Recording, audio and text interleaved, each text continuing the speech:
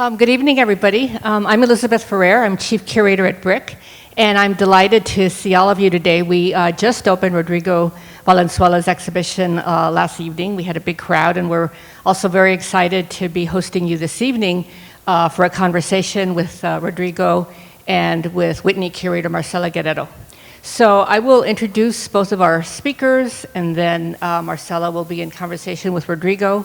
We'll follow that with questions and answers, and any questions you might have. And there's a little refreshment up in the stoop later afterwards, and we can spend also a few moments in the gallery once the program ends. So I want to tell you a little bit about both of our speakers. They're very accomplished. They have resumes that are pages and pages long that I've distilled. But I want to tell you some of the highlights about both, and I'll start with our artist, Rodrigo Valenzuela. Rodrigo was born in Santiago, Chile, and he's based in Los Angeles, where he is associate professor and head of the photography department at UCLA. He exhibits nationally and internationally, including at such institutions as the New Museum here in New York, the Museum of Fine Arts Houston, the Getty Museum in LA, and museums in Mexico, Chile, and Europe. He was recently artist in residence at the Dora Maar House in the south of France, and he's also had residencies at such prestigious programs as MacDowell, the Bemis Center for Contemporary Arts, the Center for Photography at Woodstock, and the Skowhegan School of Painting and Sculpture. Rodrigo is a recent recipient of the John Simon Guggenheim Memorial Foundation Fellowship in Photography, the Smithsonian Artist Research Fellowship, and the Joan Mitchell Fellowship. His work is included in such collections as those of the Whitney Museum of American Art, the Getty, LA County Museum, the Museum of Fine Arts Houston, and many, many more. This is Valenzuela's first major institutional showing in New York, and it's been really a pleasure to work with Rodrigo over the last several months in putting together what I think is a spectacular exhibition. So now I'd like to introduce you to Marcela Guerrero. Marcela is the Jennifer Rubio Associate Curator at the Whitney Museum of American Art. This fall, the Whitney presents two projects curated by Guerrero: Puerto Rican art in the wake of Hurricane Maria, which opens in late November, and Martin Gutierrez, Supremacy, which has just opened. Guerrero also helped organize the 2020 Vida Americana, Mexican Muralists Remake American Art, 1925 to 1945, and she curated the Whitney's first exhibition focusing on Latinx artists, Pacha Latga Huachise, Indigenous Space, Modern Architecture, New Art. Previously, she was curatorial fellow at the Hammer Museum in Los Angeles, where she was involved in the much-lauded exhibition that traveled to the Brooklyn Museum. I hope some of you saw it, Radical Women, Latin American Art, 1960 to 1985. She has also held positions at the Museum of Fine Arts Houston and at the International Center for the Arts of the Americas. Born and raised in Puerto Rico, Guerrero holds a PhD in art history from the University of Wisconsin at Madison. So please join me in welcoming both Marcela and Rodrigo. And I'm going to turn this over to Marcela, who will lead the conversation. Thank you so much, Elizabeth, for that introduction. And I want to say thank you also for the person who did, the graphic designer who put together the poster. I think we look like protagonists in a telenovela or something. I hope you're not disappointed to see the, anyway. So it's great to be here with Rodrigo, whom I've known for, I don't even want to count. It's something like 7 years, something to that effect. And he's well known, I would say, in Houston and the West Coast, but perhaps less so on the East Coast. So it's very exciting to see his work here at BRIC, and for him to have his second solo show at Asia Gainsbourg, am I saying that correctly? Sorry. Gallery in Chelsea. And I'm going to start by saying, kind of revealing the punchline of what I think will be this conversation. And that is that I want to unpack a little bit, or not a little bit, but maybe a lot, the concept of work. And the way I understand work, and I feel and I hope that I use it in my work as a curator, is very close to labor, or as a synonym of labor. And so I hope the conversation touches on many different aspects of how your work is the work of labor, and it's basically synonyms of each other. And and I mention work because if you're not familiar with Rodrigo's work yet, trust me when I say that many of his series have the word work in it or allusions to it. So there's a video called Prole, calls to mind the word proletariat, and then different versions. So in this exhibition, the title is New Works for a Post-Workers World. That's a mouthful. It has a lot of W's there. But before we talk about this post-workers world, I was interested perhaps in talking about what led you to that post-workers world. Can we talk a little bit about the kind of the foundation and of your story as an artist and what led you to be interested in this topic? Thank you. That's going to be a lot of to talk about, but I think very clearly, I think language-wise, right? When there is the word for day worker in Spanish is jornalero, right? Mm-hmm. Or los braceros And I was thinking for the last show, and actually for the title of the book, is journeyman, right? And I was thinking a lot about that jornalero, journeyman, is one very specific work, right? The people that get paid by the day or by the hour, which is something I did when I moved to USA. I was one of those guys waiting for work outside of Home Depot, right? So I had a very strong relationship with that, kind of just waiting around for work and just sitting there. And if you don't get picked up by 6:30, 7 in the morning, you're just basically hanging out with a bunch of guys the whole day, mm-hmm. right? And I did that for years. So I was thinking, and in Chile, Santiago is a big city, so you have to go. I grew up downtown, and most people in New York, right? You just don't have a car. You just take buses, and you spend an hour, 2 hours getting to wherever you have to go. So the journeyman and the connections I want to make is that having a day labor versus jornalero, right? It's two words. There is no one specific work that describe in English that kind of feeling of kind of just waiting for just every day being money, mm-hmm. right? Because in English you have journeyman, right? It's so that led me to think a lot about what kind of journey, right? Literally the only word you use journey, mm-hmm. Which come from French and Latin words like jornada, mm-hmm. right? And the jornada is the day's work, and that is a direct translation to just jornada in Spanish, right? But you don't use that in English to signify work, mm-hmm. right? Journey is a trip. Right, and I think it's interesting to consider when we go to the work, and it's so much of the praxis, the things that we do in our everyday life, kind of describe who we are, right? I mean, you have it from English names, right? You are Oscar Shoemaker, right? It's you're just a guy that makes. It was so part of your identity, mm-hmm. but it's solely in English the journey component became just a trip, mm-hmm. or a vacation, right? It's not it's not embedded into the sense of being that labor gives you. So in the translation of the word, there's an alienation of the actual labor that would belong to the word in Spanish of jornalero, and being very literal about that translation to journeyman. And it gives it even another, which is very present also in your work of, this is not at all where I thought the conversation would go, by the way, but this idea of, which perhaps is not as present, or I don't feel it's as present in this body of work and the ones that you're seeing here, but this idea of, of American expansionism and, this grandiose history behind the U.S. The journey, yeah, I mean, and that to make the transition to the kind of question you asked me, is how that have relationship with the this body of work, for example, with the post-worker war, mm-hmm. is that this association of bifurcation that happened between journey and jornada, right? A day of work versus just a trip, right? And which kind of happen is like with this body of work or the post-worker world doesn't mean that in the future not gonna be workers, right? It means people stop considering themselves workers.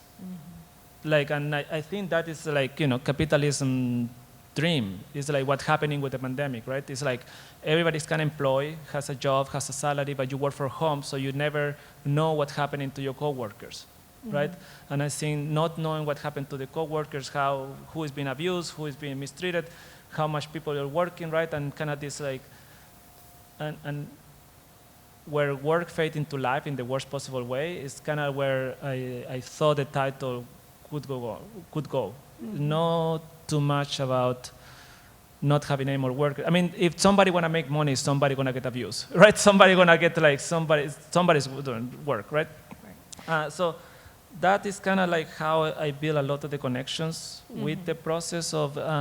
But to me, kind of being a worker has a lot to do, kind of like waiting and spending time with something, and kind of just like, I mean, that is how literally the poor get punished, right, with their time. Longer commutes, more waiting, it can be ER rooms waiting, can be like bus waiting, bus stops waiting. Like, there is so much of our time that gets like dead, right? So that's how a lot to do, time and labor. They are, to me, super connected.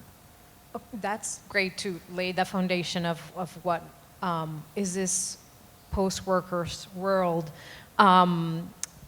As a way of just putting, these biographical facts that I don't think are gratuitous. I think they're very much part of who you are as an artist.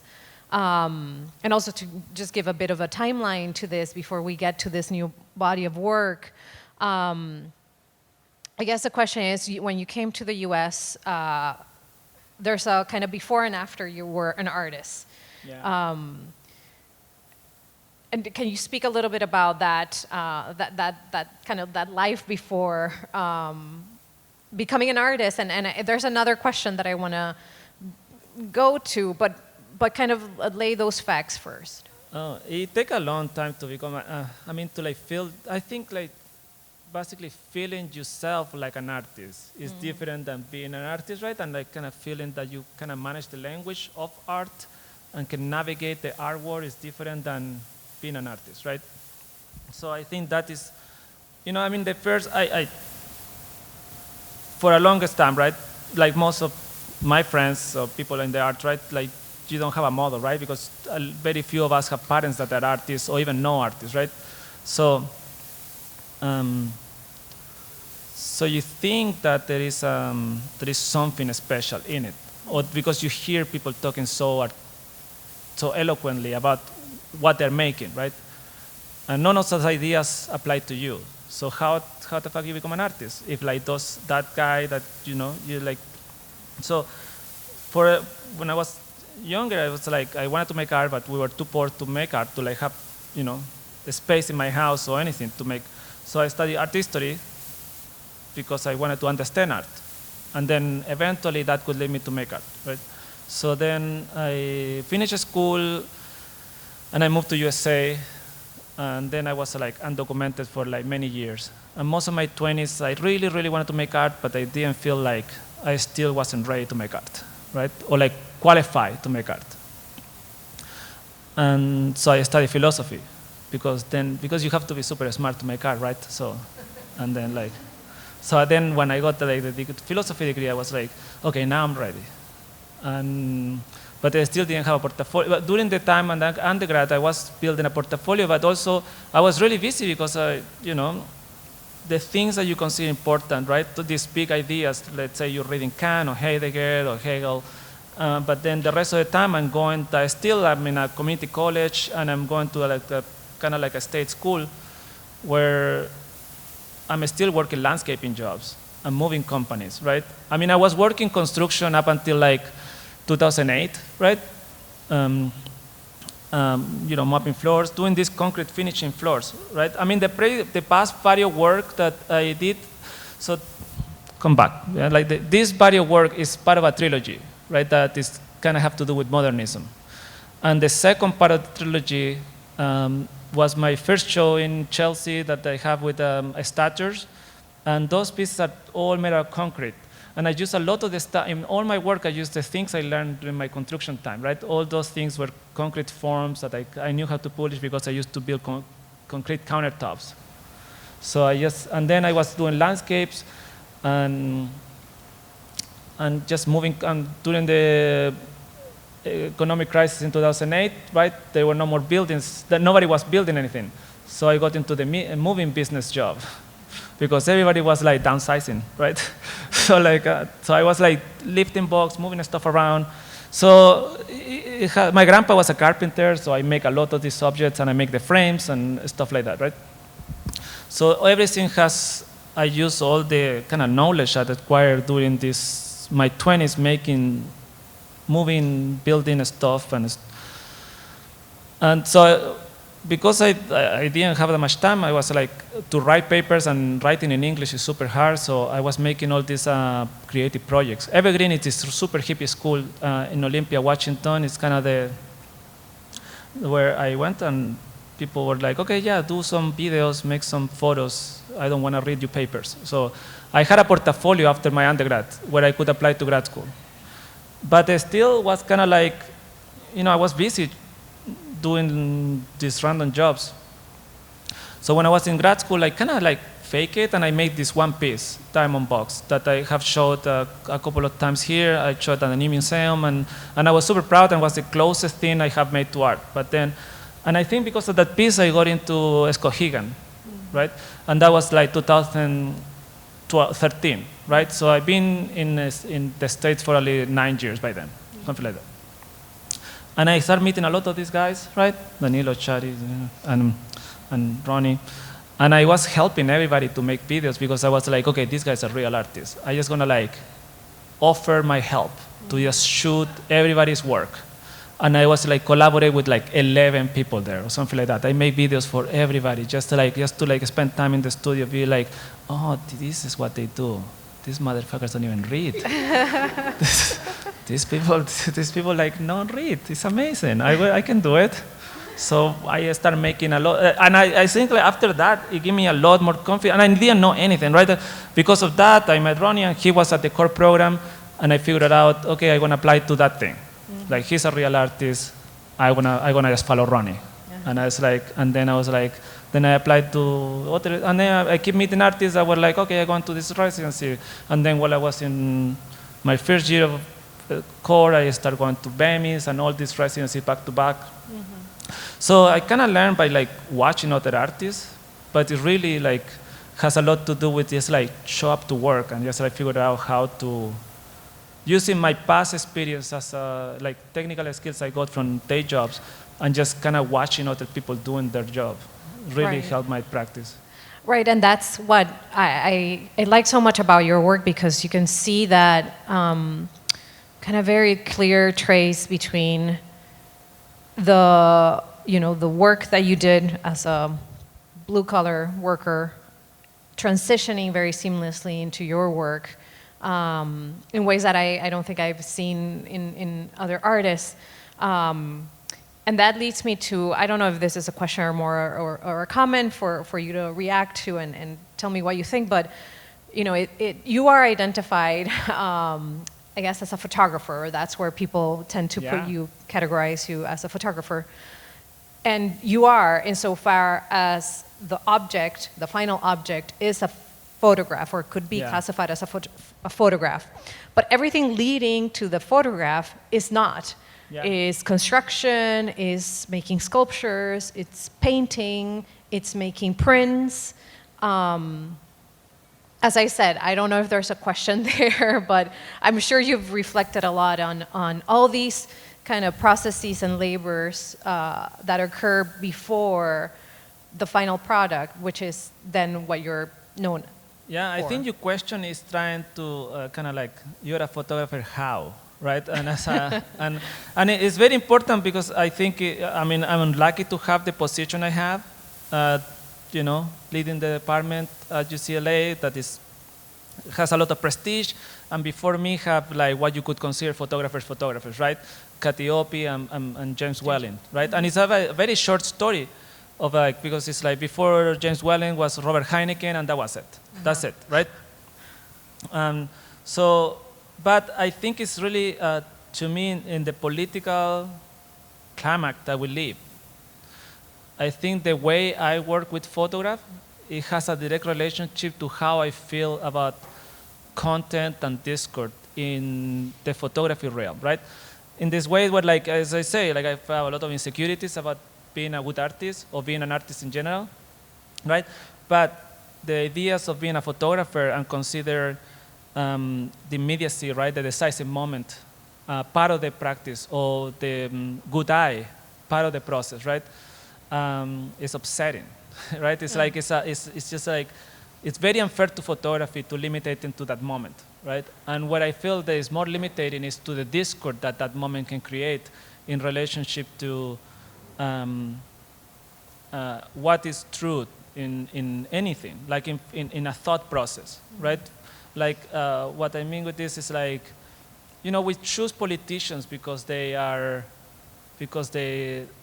say what they think, right? They shoot from the hip, or like whatever is the expression for like immediately responding to something, right? That's why people like Donald Trump, right? For example, right?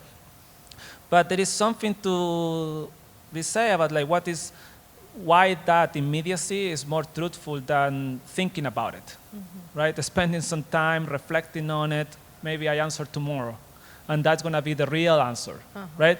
So, and that solely in art or in conversation doesn't feel more truthful than saying whatever your gut feelings lead you to say, right? So I think making objects and doing research and figure out what you want to, and in general, I mean, when I shoot, I set one stage, and every single thing I make is a possibility for the thing that you could say.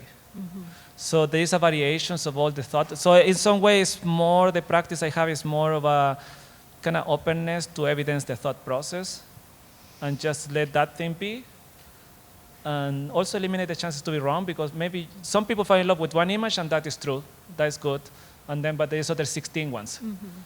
So well, I guess maybe to be fair to the audience, we should zoom back a little bit, and I know that, and I read so many of your interviews, and in some you're more open to talking about the image making and the actual, not only process, but what's behind what you see, and I think it's important in the context, again, of labor and the creation, the working of an image, of creating an image. If you want to unpack that a bit of, you know, I don't know, take any of the works that are here. You know, actually, a lot of them, I mean, making the object, in some way, like, you made the object that you want to make, right? But you're heavily influenced by the conditions that the object has, right? Every single thing has a social or culturally use, right? And you can challenge, you can go away from it or towards it, right? So, I mean, we all have read the hammer theory of Heidegger, right? There's something like that, right? It's like when things break, they become an object that you can understand the aesthetic values of it, right? But also you have the things that you put kind of emotionally in these things, right? So, for example, my dad was a mailman. He was part of the labor unions, a labor organizer. So I have a very particular, and not only the stamp, so I have a really strong relationship with the stamps. Like as a kid, I played with the stamps. He had tons of stamps in the house because he would bring the mails to the house and the stamp and kind of work around those things, right? So all the objects I accumulate or I work around, I kind of always play around with their social use and their function, and also just how I feel, how we read them with art history and the social history of ourselves. So there is a lot of layers into the production of the object that is important, but it's not hermetic, right? It's not only for the object is I have to figure out also how other people feel about it, right? And that is the moment where I make the work, and the way I work is like, I set the stage, and I also set the camera. So if you look at all the objects and you look through the book, I look like a very lazy photographer because I have never moved the camera. It's just like the camera is always kind of in the same position. And then I set the object, right? So to me, it's more important. There is a lot of moments in the production of the work, right? Where I think as a sculptor and I work, but I think about the object that I got from the street, I make, and then I walk back to the camera. And then just like giving you back to the object that you are making, it allows you to kind of forget for even a second that you made them, and then you look through the viewfinder, and then you become an audience, right? And as I say, because I never was a talented kid, like I just really wanted to make beautiful, interesting stuff that want to make somebody like me want to make more art. And there's a lot of art that doesn't want to make you want to make more art, right? There's stuff that is so left you in the dark, and like doesn't want to make you be like it's not intriguing enough. So I want to make it so I can look through the viewfinder, and then I become an audience, right? I want to see something that is cool too, that is interesting, that is beautiful, beyond the exercise that I do personally to enrich my sense of being when I research about the history of labor unions. Or in this case, it's not only the history of labor unions, it's like this project started like 3 years ago with, actually I invite you because you're really smart, but also because you did the show from the Vida Americana that has a lot of relationship with the research I was doing with the connection between abstract expressionism and Mexican muralism, right? And the Mexican muralism, or like big murals of social class, they become part of it in this case with the scale and the kind of surrealist touch that they have, right? And there's a connection, all these things, like what feels purely American mode of production has a root in WPA, right? And how much Pollock and Rothko really wanted to be like Siqueiros and Rivera, right? Yeah. So there is a lot of social connotations on the work, and that is the foundation of the first part of the American type work. And then Stature, the second part of the trilogy, it was looking at, there's all these conspiracy theories about like, the CIA sponsoring Greenberg and Rosenfeld to write about these American artists, to like position American as a powerhouse of the art world, right? But at the same time that Stature come from the Latin American architecture and thinking very suspiciously about brutalism and modernism being kind of this like Trojan horse of American imperialism in Latin America, because during the time where the 60s, every country was getting a dictator, right? Chile, Uruguay, Argentina. So, and this part is the foundation of that, right? American middle class and the labor union movement and the Red Scare of like, so that is how, so all those things make me want to make work, but ultimately when I look through the viewfinder, I still want to make some cool images. Yeah. You said something, I want to connect it to the Stature series about what you see in objects and the many unfoldings that you see through the viewfinder, which I think works so well in many, but I'm vividly thinking of Stature because there's, in fact, I think it's a series of photographs that you've been seeing here of that series of, there might be one image that recalls more of barricades, leading up to becoming more anthropomorphized or more like a human, and then tying it to the title, which, it's not statue, it's stature. Yeah. So that kind of creating this connection to a human scale, which then leads you to think of perhaps of as a monument. Yeah. And so you see that in that transition between the photographs in the series. Yeah, I mean, for a couple of projects, I've been thinking. I mean, the Stature is true. It's like it is about like defining somebody's importance, right? It's like what it takes to something to be important, right? It's the same way that we also mix the idea of a scale with monumentality, right? But then you can define pieces like the Mona Lisa, like monumental piece of work, and it's small, right? It's a small painting, right? So like there is some gravitas that things have. that they are important, right? But there is also some physical gestures, right? Years ago, when I was in Houston, I made this series called Animitas. Animitas is these roadside altars that you see in the street in Latin America when people die, you know, for a car crash or gunshot. In the neighborhood I grew up, there were a lot of them, right? But that is, to me, those are real monuments, right? Like for unknown people, right? But they have to do a lot with like.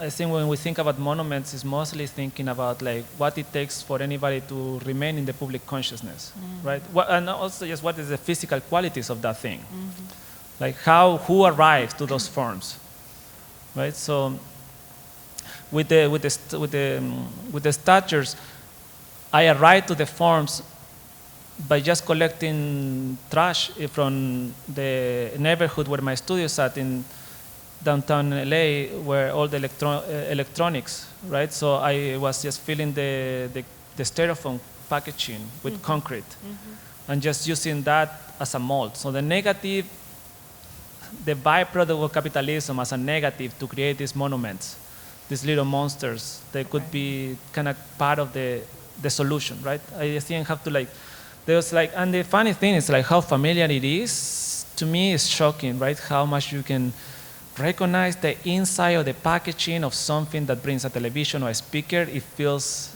both alien and super familiar. And I think I'm very interested in that kind of like weird connection. Okay, this is a little parenthetical question.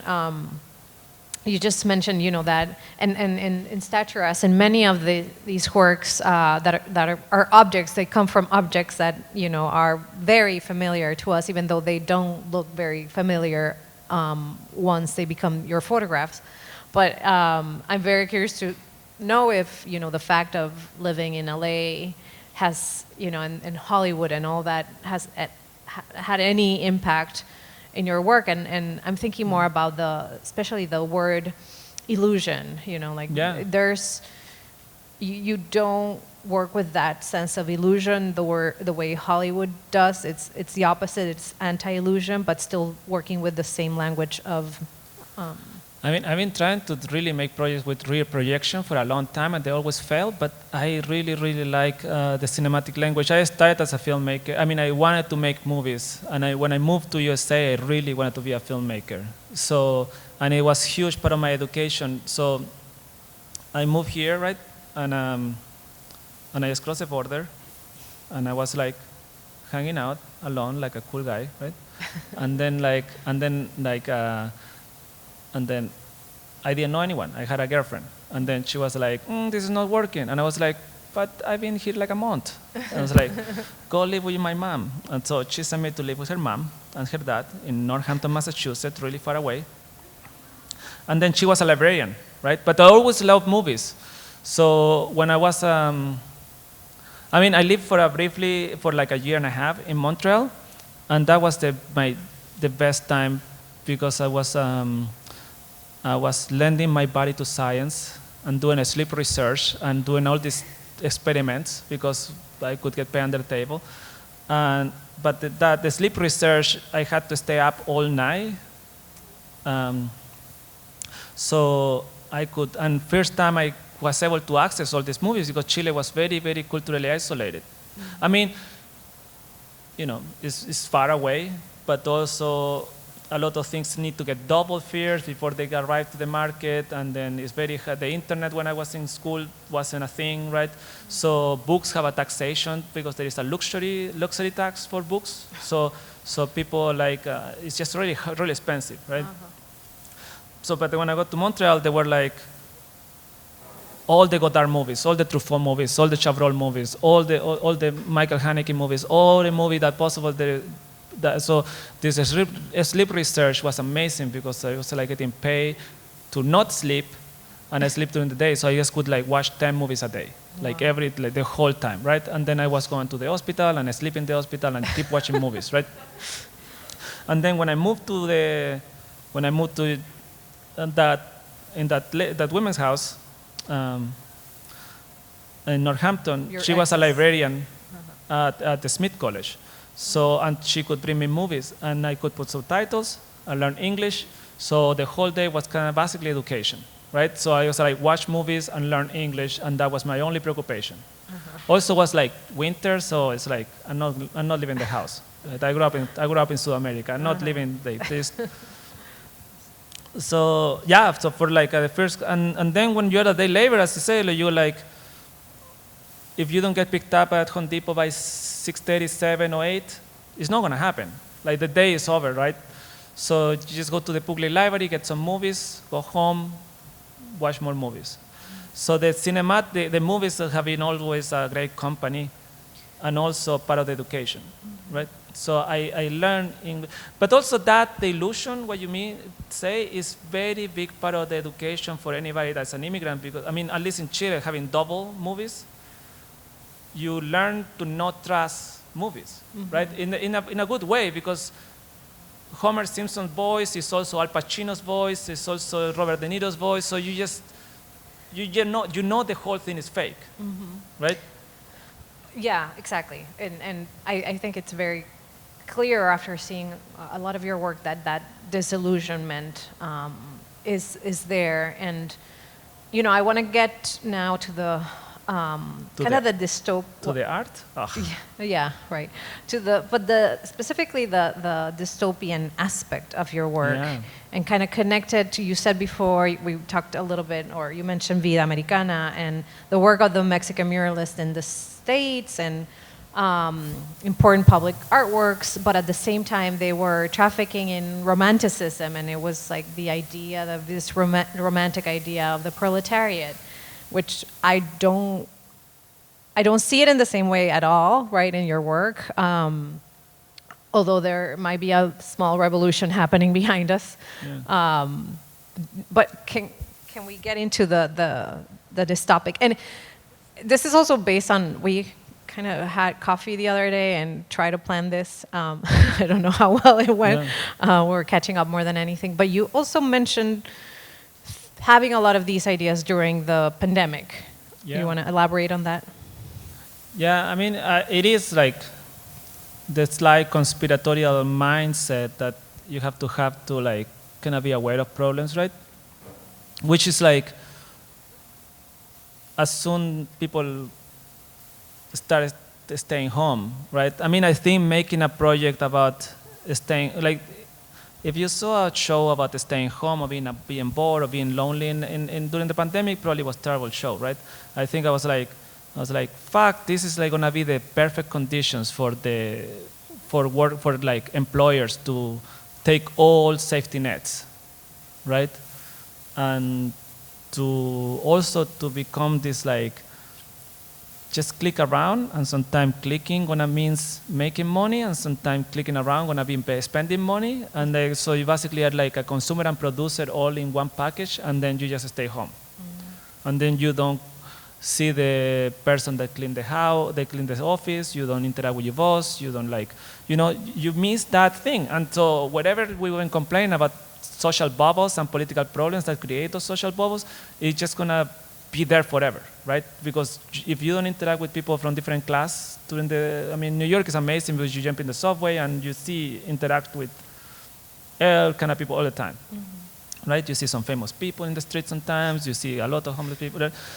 But it's like kind of part of the charm of like living in cities like this. And so I immediately start thinking about so I still don't know, you know, it's funny because they still don't know how I feel about how dark is the show or like how pessimistic is the show, because but the only thing I really like about it, or I like about my job as an artist, is like, at least I can present options, right? This terrible future is one of the possibilities, right? But what I didn't want to do is arrive to the conclusions that you're supposed to have about the future of labor, right? So I thought that like making weapons could be good, because one day we're gonna have to like, you know, use them. Yeah, use them, and like function. I mean, but also it's part of the language. You know, I made a series of barricades early on. which is being kind of like a curse, because it's not that you're but if you're engaged with politics and you read, it doesn't take be premonitory qualities with political, but I made the Barricade City in 2017 or something like that, 16, and I did a lot of the Monument series in 2013 or 14. So it's all with time, it's like a year before it started becoming really popular in the news, but it's all busy because like, if you saw the way that, you know, Russia did the misinformation in Ukraine like the first time, like you know it's going to happen here, right? You can tell that it's one of the possibilities. So like, what I was interested with the Barricade was kind of like how much the absence of language in the revolution comes to America, right? How much, any day, you travel tomorrow to Mexico City, going to be some protests. Going to be some shit in South America is going down at any moment, right? There is always a protest, there is always somebody protesting something, right? But and the very foundation of America is not based on that, right? I mean, it's mind-blowing that like college students don't protest, right? I think, here we go. That's also embedded in the objects, to the earlier point about kind of your vocabulary as an artist, what you can distill from your use of objects, different objects, is also the way, perhaps in the US, these objects are not used. But I also wanted to say, sorry, I lost my train of thought for a second. You had a really great thought the other day when we were talking about how, in order to kind of criticize capitalism, it has to be from the language of sci-fi. Yeah, that is kind of like a little bit of Ursula Le Guin idea, right? It's like sci-fi is the last place where you really can get away with a bunch of shit, right? It's like mostly because when you build these sets and these kind of sci-fi worlds, it's like people enter the game, or like they can play with you about thinking about the possibilities of anti-capitalist models, which is very, very hard to escape, right? I don't think it's possible, and I don't want to escape, you know? I just would like to feel that people have more agency and maybe building some kinder capitalism, right? Or less abusive capitalism. But I think as it is now, like, I mean, like embracing so much the uber rich and the kind of like this aspiration. And that's have a lot to do with, you know, how I feel about artists not kind of joining the working class in some way, because it's just like, even the ones that make it, it's just like, you're like upper middle class at the most, right? I mean, there's like 5 guys that they are like, you know, the Damien Hirsch or whatever people of the world, but even really good, anybody that you respect even a little bit, is just like a regular middle class, right? I'm pretty sure, you know, like, I mean, I work with Barbara Kruger, right? Or like Cathy Opie, or people that like have done very great careers and they work for a lot of money, and I have gone to their house, you know, but I'm pretty sure the neighbor is a dentist, right? They're not amazing people. They're not the equivalent of them in their field.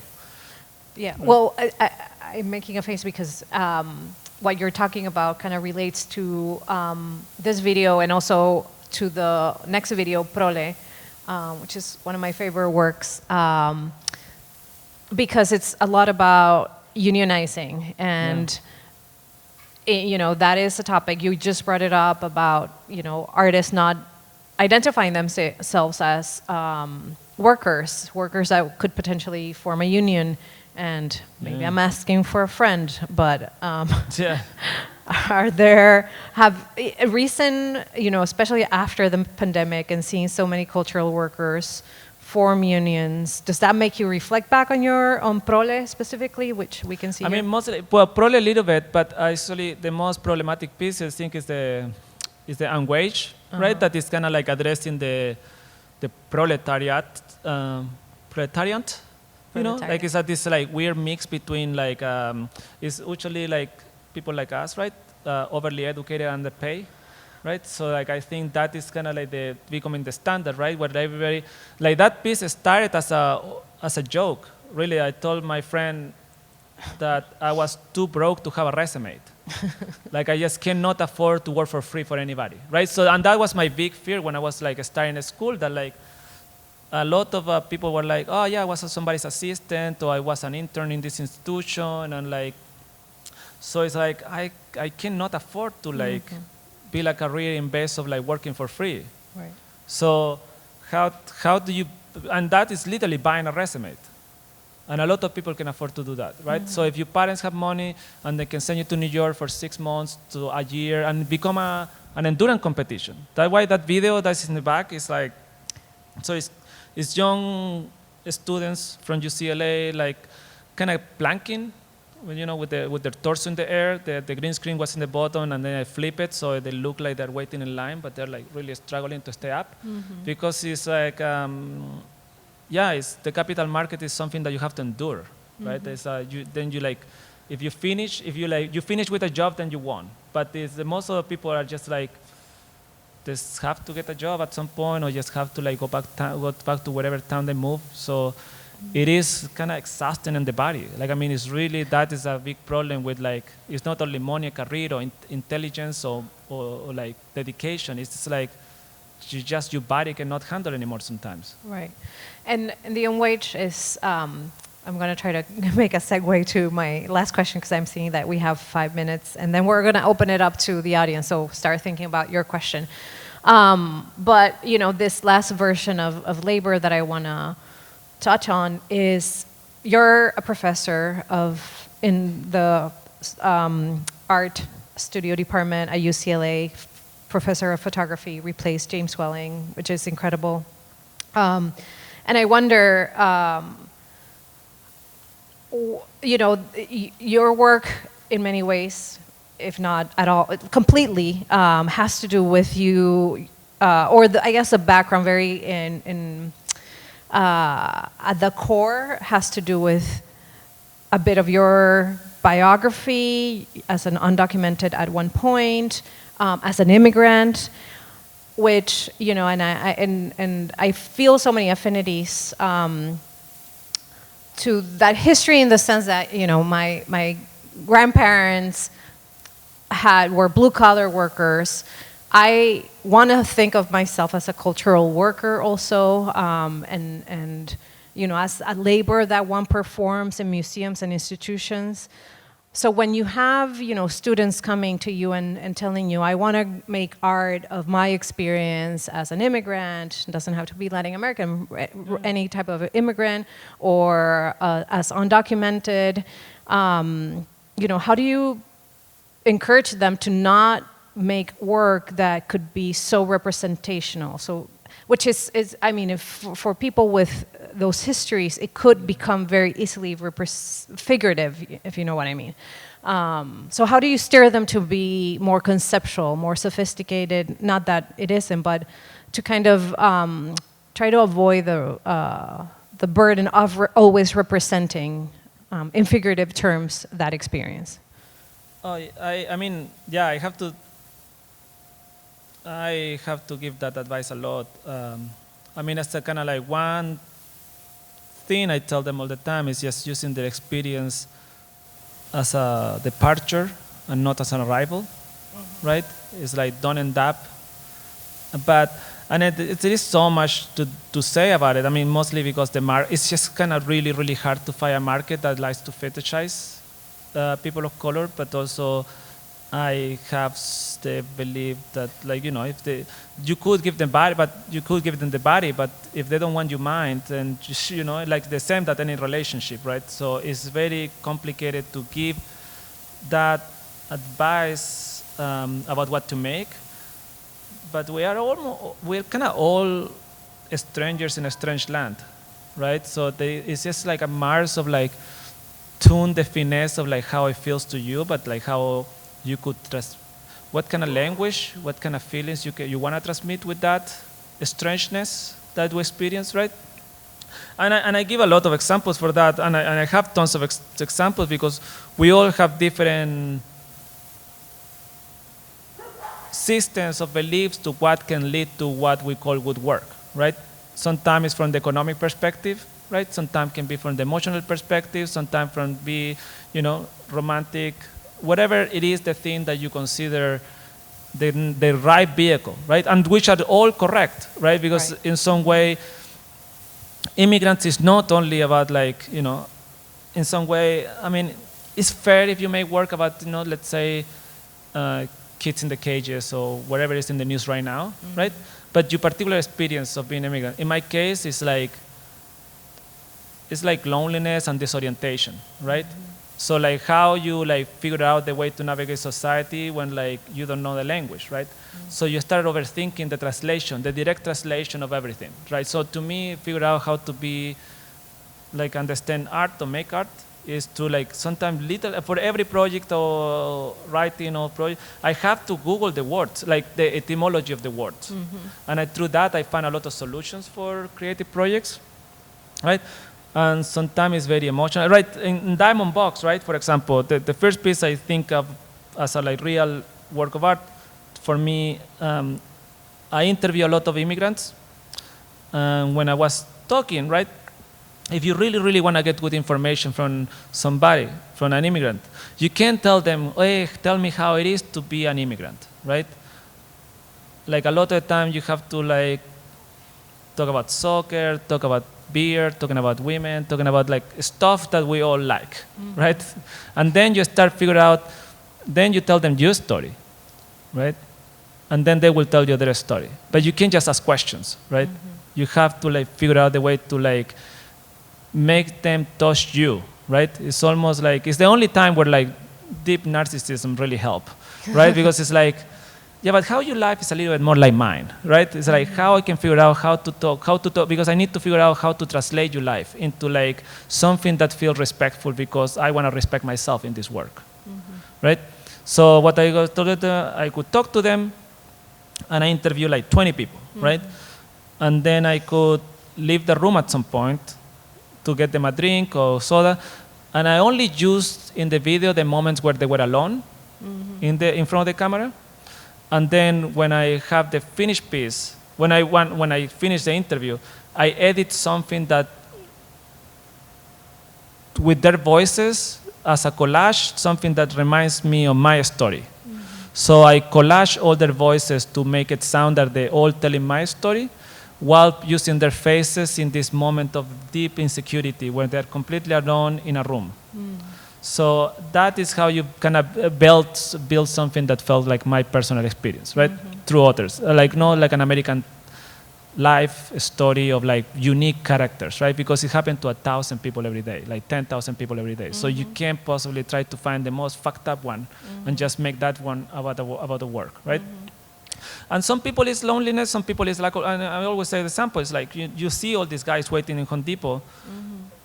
I mean, for any single person here that has money and have time and have a job, it's like already hard to go on a date. Imagine being like a guy that doesn't know the language and doesn't have any money, like being tired all the time. So that means like go like a year, 6 months, somebody giving you a hug, a kiss, or something like that, right? So sometimes you could make work about immigration that is about like lack of touch. Like it's not, so you can really go particular as long you kind of like really are open about your experience. Right.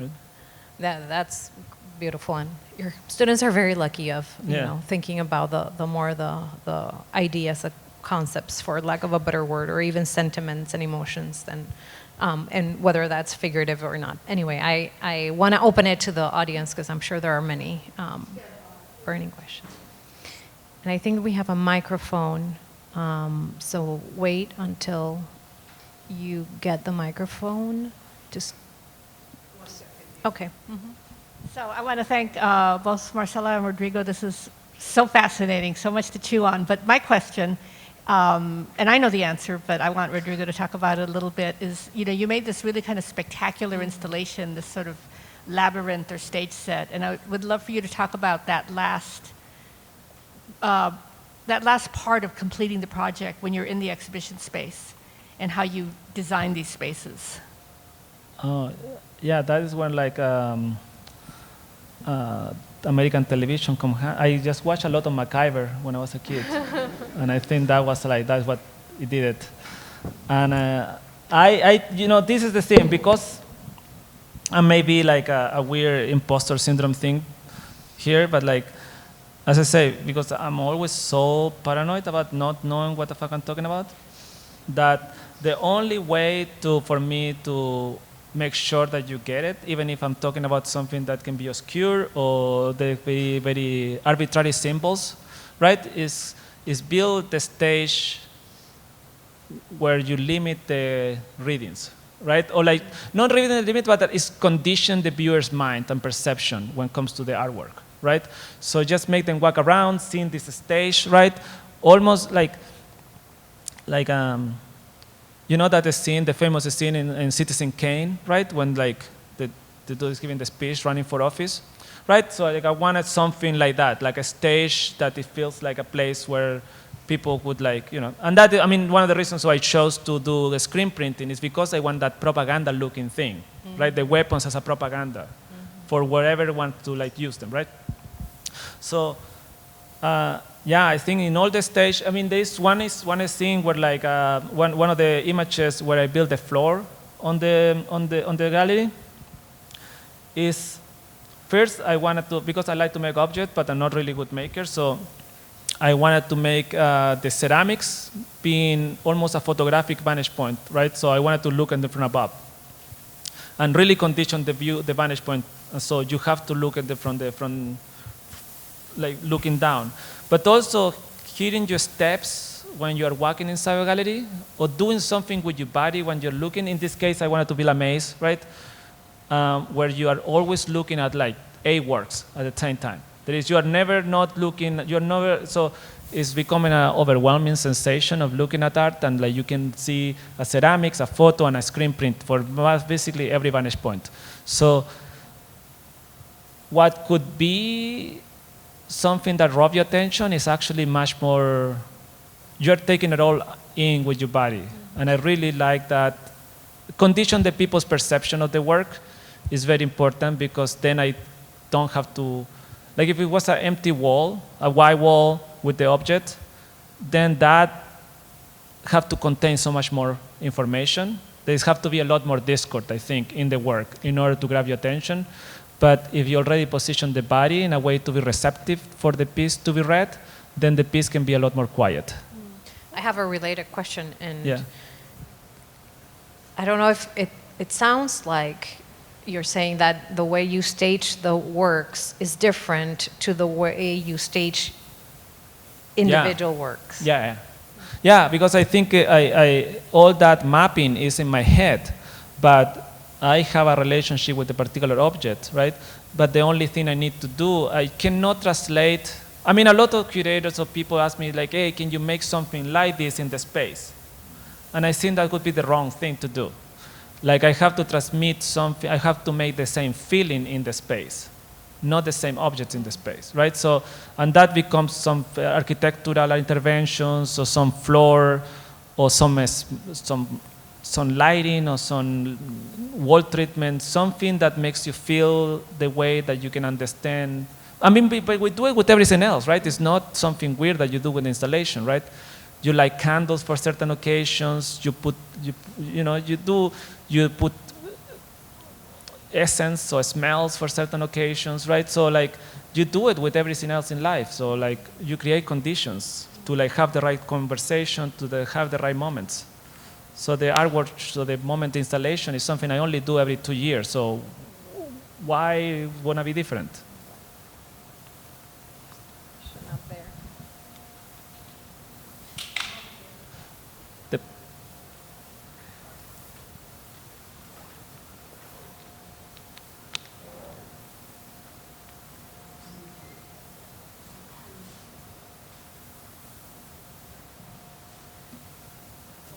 For a question.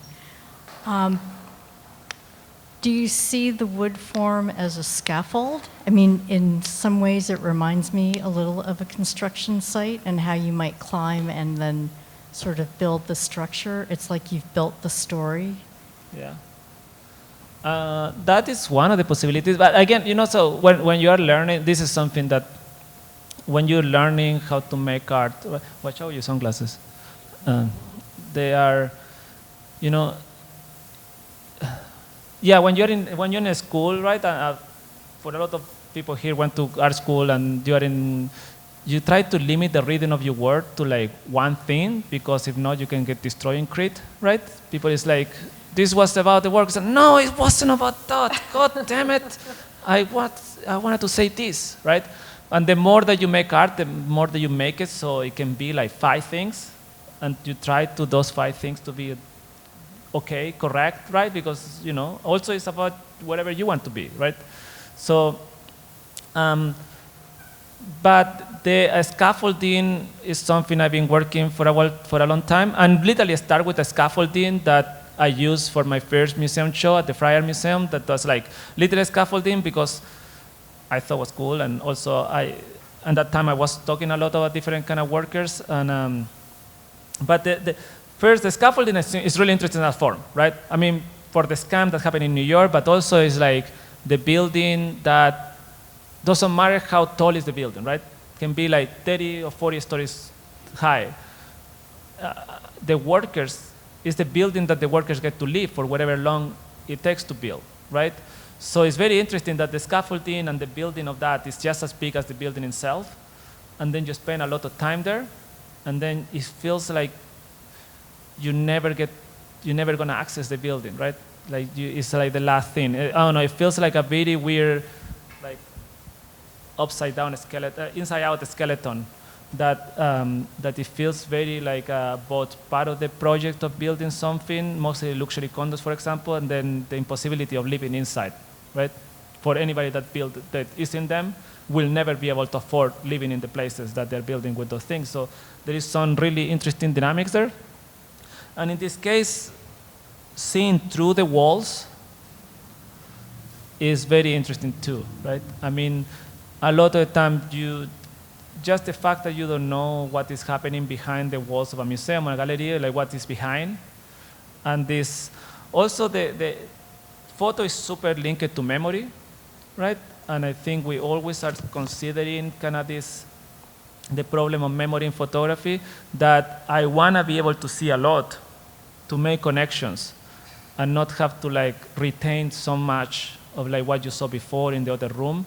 So I'd rather to have that freedom of many connections than considering that people will remember that what they saw in the first room, and now it's a nice bow tie at the end, or you know, there is callbacks or Easter eggs. I really want to see a lot. Yeah, so there is something about the skeleton or the framing. You know, I used to work framing houses too, so like it's something I feel super familiar with it. But yeah, there is a lot of things between the framing and the scaffolding. I think there is something in between, and it may be both. But I like the seeing through things, and this comes very literally, or like or the skeleton that is building up, right? The pieces may be the flesh of this building, right? So there can be both, can be many things. Yeah, make it good then. Oh, Charlie. Could you give it to him?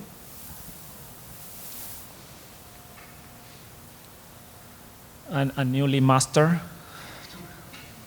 Something I found particularly interesting in the talk was you talking about your simultaneous interest in the cinematic, but also your skepticism of it. Kind of this idea of, at the end of the day, from where you come from, yeah, there's this sense that it's all fake. And I see there's a distinction in the use of the cinematic in the video and the photographic work, in that in the video there's this constant need to break the spell of the cinematic and the need to have this narrative where there's a clear beginning and ending.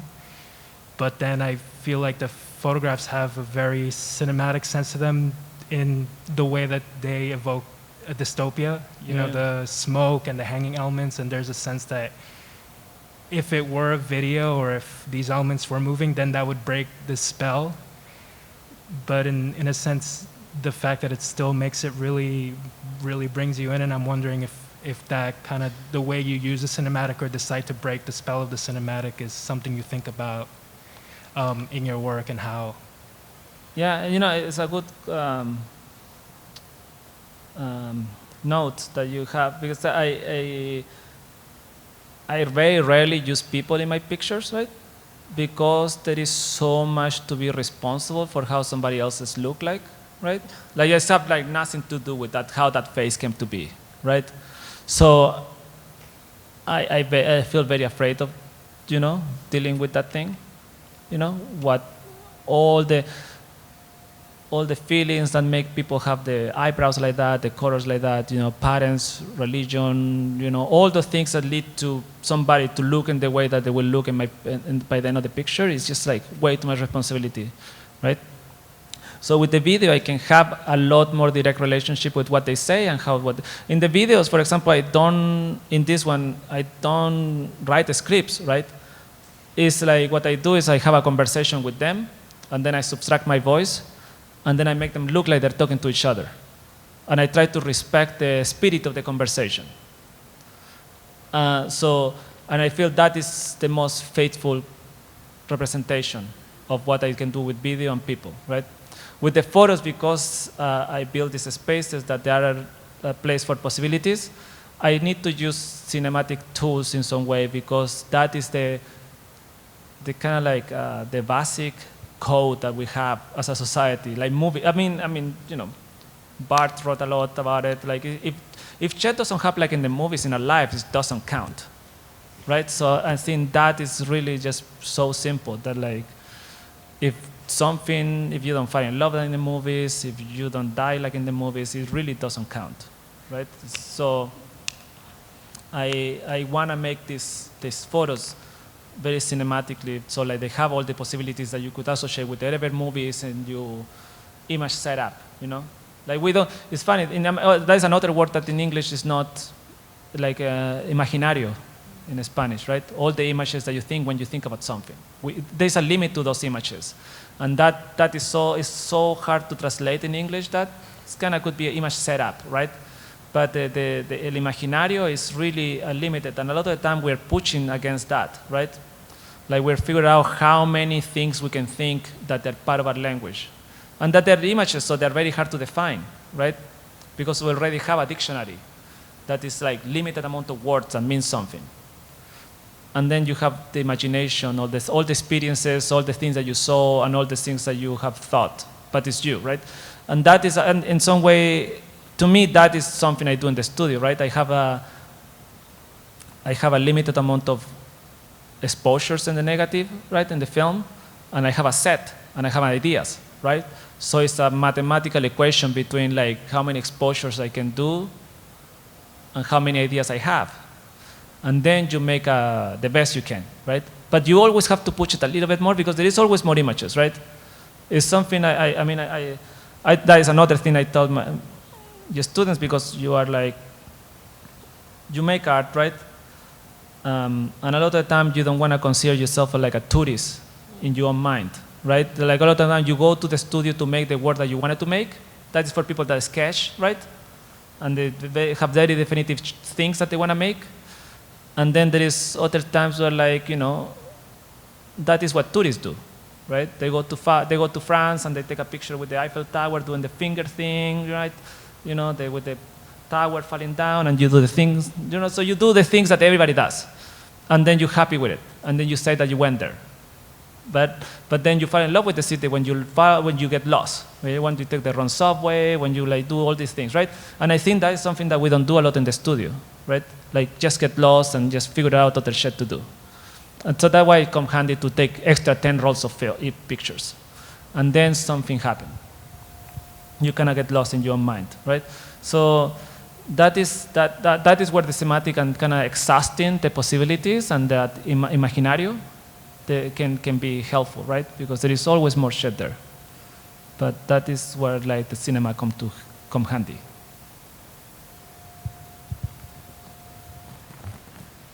Thanks.